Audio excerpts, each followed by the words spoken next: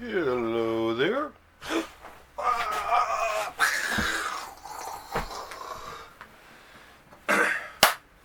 Yes, once again, from a secret, undisclosed location, hidden deep in the bowels of downtown St. John's, Newfoundland, comes one of your favorite comic book shows of all time, in the Library of Graphic Literature. With that whack job, me, Wallace, Ryan.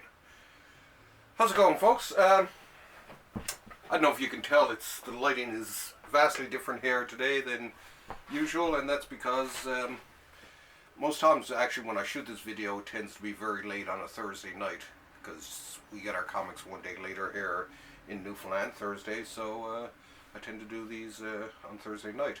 And of course, the library's a lot darker.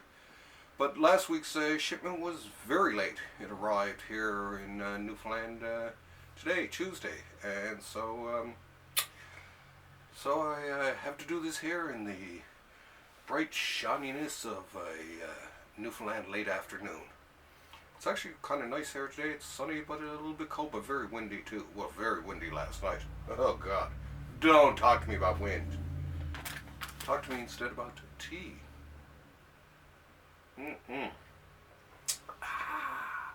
Once again, this is the Monsoon Mountain Orange Pico. Oh, hang on a second. I had a shave here just before I came on there. Yeah, Monsoon Mountain Tea. This is their Orange Pico. I think it's the Lumbini Orange Pico. Oh God, it's gorgeous, gorgeous. Anyway, so let's get down to some books. I only have a few books today, so I actually I've dragged out a few books from the library itself to have a quick chat about, and let's see how we go from there. So for this week, actually, where's my blade? Where's my blade? I think I need an assistant, you know, folks. Do do do do do do do do do do do do do do. I have all kinds of stuff in this studio, but of course, where is the blade? Here it is. Ta-da! You can see how bright it is in here, eh, folks? I'm not used to this. Well, let's start with something that's actually not wrapped here. From the fine folks at the Library of American Comics, a division of IDW, comes The Go-Getters. Jack Johnson, The Fight of the Century, and How a Bunch of Raucous Cartoonists Reinvented Comics, by Eddie Campbell. Yes, that's the same Eddie Campbell who's responsible for From Hell, Bacchus, and a lot of other great comics. I actually met him in New York in the early 2000s. He was doing a signing at a bar somewhere for the amazing, remarkable Monsieur Lyotard. And he seemed like a really sweet guy. It was just a small bar. I don't know why it was even there. I guess just the timing. Anyway, it was a great night. He was a really nice guy. Unfortunately, I couldn't stay around drinking for him because I spent all my money buying his book. But it was worth it, Eddie, if you're out there watching.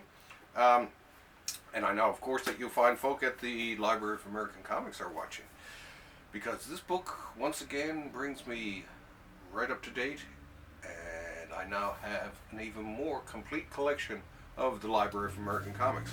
Anyway, these, I love the cover, too. But, I mean, this, here we go. Basically some boxing related cartoons and the like. I love a good mixture between graphics and a little bit of explanation about what's going on. Chit chat a bit. Beautifully done. It's very. The printing's always top notch. I find on the books from the Library of American Comics, and this is yet another one to add to your collection too. I actually can't wait to read this because I love early 20th century comic strips. They hold an amazing fascination for me. I don't know what it is, but I love them. Anyway, let's go on to Global Frequency from the amazing Mr. Warren Ellis. Now, this book, he actually has a lot of guest stars with him on this book, apparently, including, let's see, it says here on the back, including art from Simon Bisley, why not, Chris Sprouse, actually one of my favorites, Carl Story, another one good one, Glenn Fabry, known for his covers of Preacher, the highly underrated Gene Ha, and tell people I said that, Gene, David Lloyd, who I actually met him too, actually he did a really cool drawing of V for me. The late Steve Dillon, and Lee Bermejo from the Joker. So, and a lot of other stuff too. Let's get this open here. This I've heard a lot about. It seems to everyone, at least the reviews I've seen. Now I myself I haven't read this, so I'm looking forward. But I'm a huge Warren Ellis fan anyway, and a fan of a lot of the artists themselves here. So you know, I think I'm going to like it. So here, have a closer look here. Let's have a look. I'll just speed through a few of these.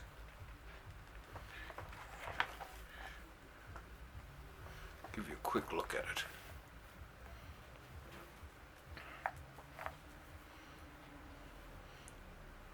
Sometimes I'm of two minds. Sometimes I like the multi-artist approach to them. Sometimes I actually kind of like the consistent approach, but this actually looks pretty cool, pretty well done. Oh, and even the script there.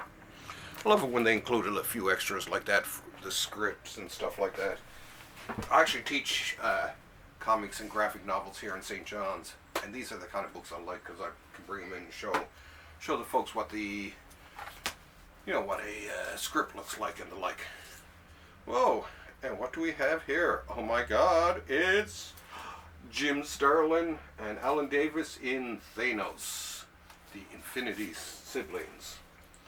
It seems him and Eros are facing off here in this episode. I prefer Eros to Star Fox. I always thought Star Fox was kind of a lame-o name. I prefer Eros when referring to that character. Sounds kind of cool too. Anyway. Okay. Let's have a look here. Oh my God! No, just joking. It's like I say, I absolutely love Jim Starlin, and anything written by Jim Starlin I will buy just on that alone. He's I know he's influenced me, I think, more than any other writer artist that I can think of. I worshipped him when he was doing Warlock and Captain Marvel as a kid. And as he got older and older, especially the more and more the Thanos character grew and became more and more of his sort of his later work, I just absolutely fell in love with him. And I kind of like I think Alan Davis actually works very well with him. Top-notch artist anyway. But it looks cool. This will be read by the end of the night. So I'll let folks know what I think about this at a future time and date. But I mean, hey, it's Starlin, so I mean, it gotta be good. Let's see here now. Ooh, Prison Ship. And this comes to us from the Bruce Jones and Esteban Marato, who's one of my favorite comic book artists. I'm not sure where this first saw print, actually. Doesn't even say here, but first printing. But I've been a huge fan of Esteban since I was a kid. Actually, Bruce Jones isn't a half bad artist himself, besides being a good writer in that. So, like I say, you'll have to excuse the excuse the glare on this because it's the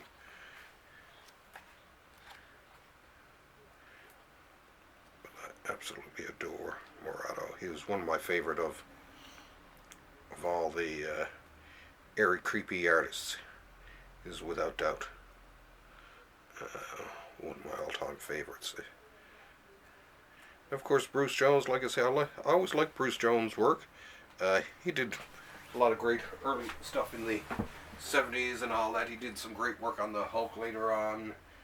And he actually became very more well known as a writer than lately than an artist.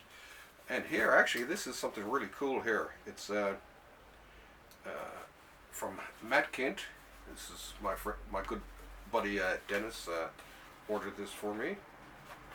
And what this is, and I know usually I'm looking at books and that, but this was just so cool I had to show it. This is like a small limited edition run of a mind management comic, and this is number 120 out of 500. So it's looks pretty cool. I loved mind management, and this is another thing that's going to be read tonight. I like the duotone approach to it. So pretty cool. See there? Now you can see it now that I'm blocking the sun. Yeah, the sun's coming right in at me here now, as a matter of fact. Anyway, great looking book. Thank you very much, Matt. I enjoy reading this. I like the envelope too it comes in, with the mind management stamp on it. Very slick, guys. Very slick. And of course, it's not only just the look of it. It's mind management is a great comic. And oh my God! Suddenly I am stuck with nothing else to talk to you about. But I actually had one of a viewer out there. I think it was Brian T. I think it might have been. Wanted to know if I could do a thing about the Gold Key books that Dark Horse put out a few years ago, and I thought, well, hey, why the heck not? So we'll have a quick look at these. Oh, these are all pre-opened, and now I'm not doing them all, but I figure I'd take one book from each of the series just to show you and talk briefly about them.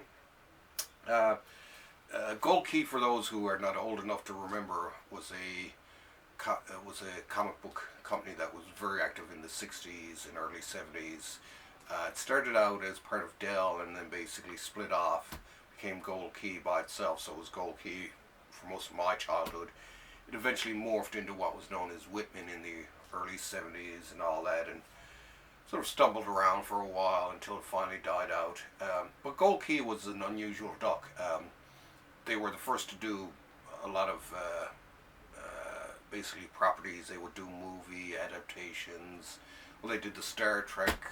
They did a lot of TV, comics, I Spy, Get Smart. I do believe everything. They were at it all.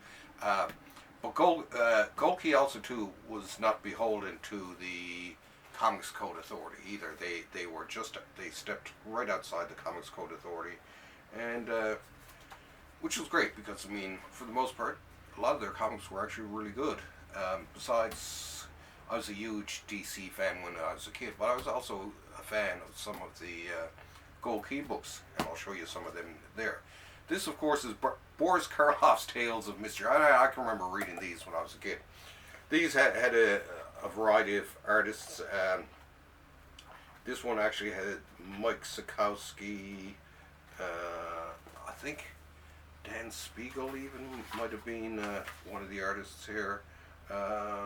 Let's see, yeah, Mike Sikowski. Ooh, Herb Trimp did some inking in this. But yeah, sort of Don Heck, Tom Gill, Joe Cerda, Jerry Robinson even. So it was sort of an interesting type of strip. It was basically like a lot of your modern mystery type of comics. And the neat thing I liked about about Gold Key too was that the cover would also be the back cover, except with no logo and stuff on it. So this was kind of cool. It was just different art for different, all narrated by Boris Karloff.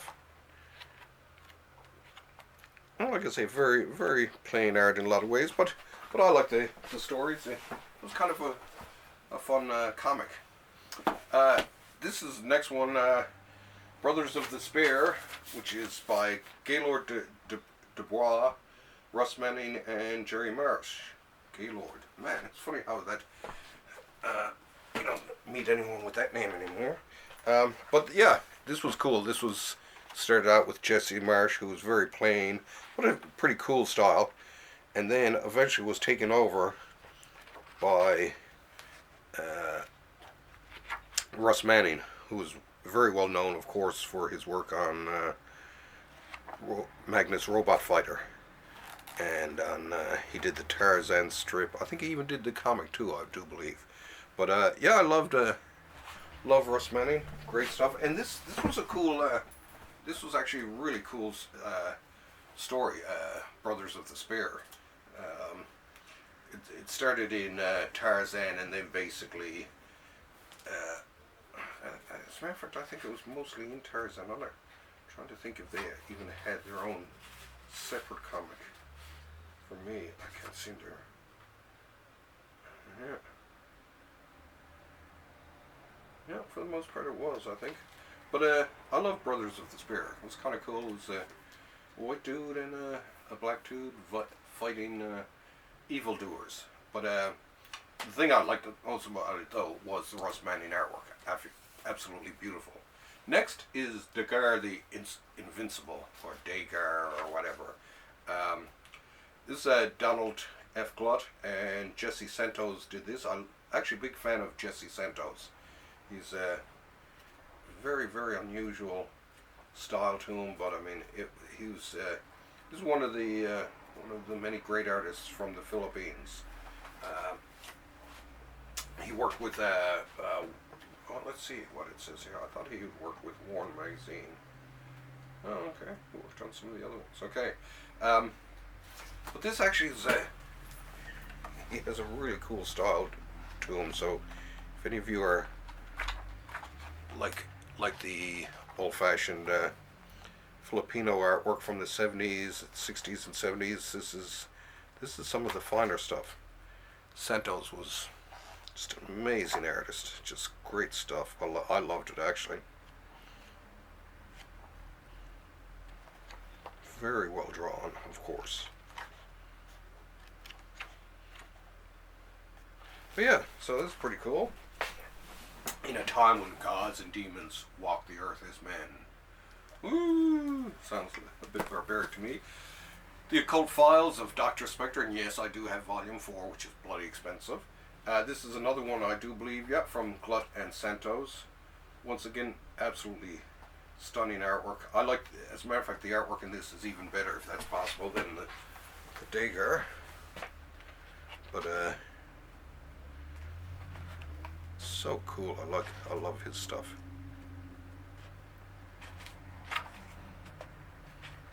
Very stylish. Definitely really worth reading. Check that out. So yeah, Dr. Spectre. Make a good time here, actually. Volume 1 of Mighty Samson. This one was actually another one of my favorites. I was a big fan of this one. This started created by Otto Binder and the amazing Frank Thorne. I became a huge Frank Thorne fan, actually, when I was younger. Mainly thanks to to his work on Red Sonja. Absolutely beautiful, beautiful work. Very loose style. He sort of reminds me of Joe Kubert in a way. He has that beautiful looseness like Kubert had. And so, I mean, he was always one of my favorites. This is, of course, sort of slightly earlier Frank Thorne. But I can remember loving this. This is a strong man in the after the apocalypse. So it's kind of like a superhero mixed in with a bit of science fiction. But yeah, really super cool stories. I like them. And this one, I do believe they got 4 volumes of this. After Thorne, Jack Starlin, I think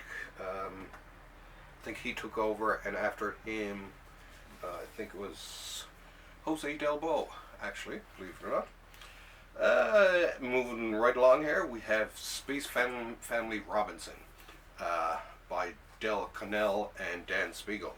They're not exactly sure who really.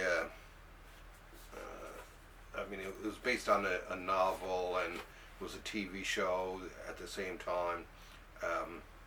Space Family Robinson, Lost in Space, that sort of thing, and eventually it did change to Space Family Robinson, Lost in Space.